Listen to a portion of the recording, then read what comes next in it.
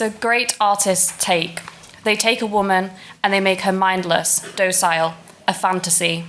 The artist takes, uses, abuses her as a muse, and then distills her essence for award on paper, on canvas, with stone. Gauguin, was Théamana really available as a model? Renoir, did you really paint with your prick to mark the unobscured canvas? Great art is an exploration of the most extreme emotions and scenarios. Life lived by the artist precariously, intensely, with cost. Burn out, but first burn bright. Is great art the history of suffering? Does our experience of great art necessitate the artist's sublimation of their own pain or the pain of others? Great art is a search for visual language that can describe these extreme and seemingly inexpressible emotions. In 1954, art historian Bernard Denver published an article in the Daily Herald entitled "Women Can't Paint." He explained the reason behind this statement. Quote, "The trouble is, of course, that to women art is a hobby, like embroidery or bridge. Only more exciting. To most men who paint, art is a job, like selling insurance or driving a bus. They have to live by it. Living by something and risking losing everything is a sacrifice. Unfortunately, I cannot pass judgment on whether the same applies for bridge, a game which was so rudely dismissed by Denver. But if the history of art has taught us anything, is that creation is a leap of faith to something higher. Authors occupy the same role. Ernest Hemingway allegedly wrote, 'There is nothing to writing. All you do is sit down at a typewriter and bleed.' Authors, like visual artists, dedicate themselves to capturing the human experience. Great art is suffering, and it is a luxury to linger long enough on the page to capture blood on a page or canvas.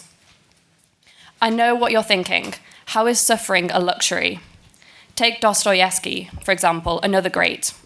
He faced a death sentence, spent time in a Siberian prison, suffered chronic epilepsy, grieved for the death of his children, battled a gambling addiction and manic depression.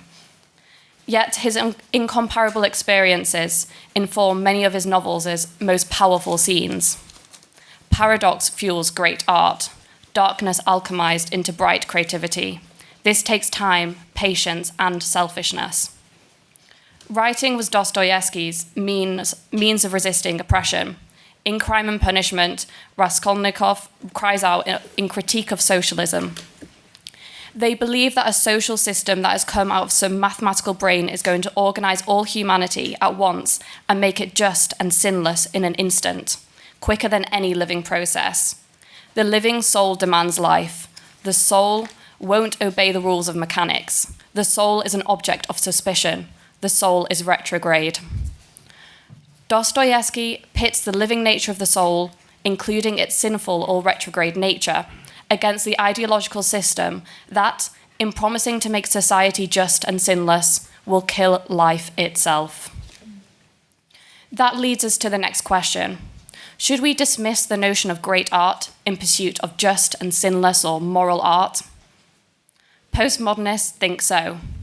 Art historian Griselda Pollock, who applies Marxist and structuralist theories to advocate for creative equity and gender and race inclusiveness in museums and art, sounds fun, defines the canon, the ordering system of great art as, quote, and you're going to have to bear with me for this is a heavy quote, a discursive formation which constitutes the object's text it selects as a product of artistic mastery and therefore contributes to the legitimation of white masculinity's exclusive identification with creativity and with culture.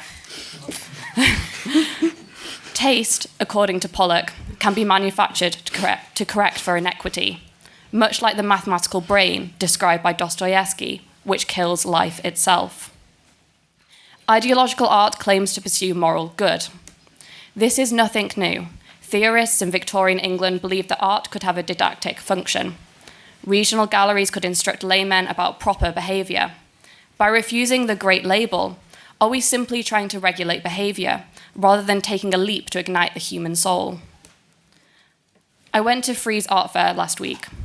Much like a vegan has to tell you that they're vegan, people who are in the art world must tell you at least once every day in the month of October that they went to Frieze.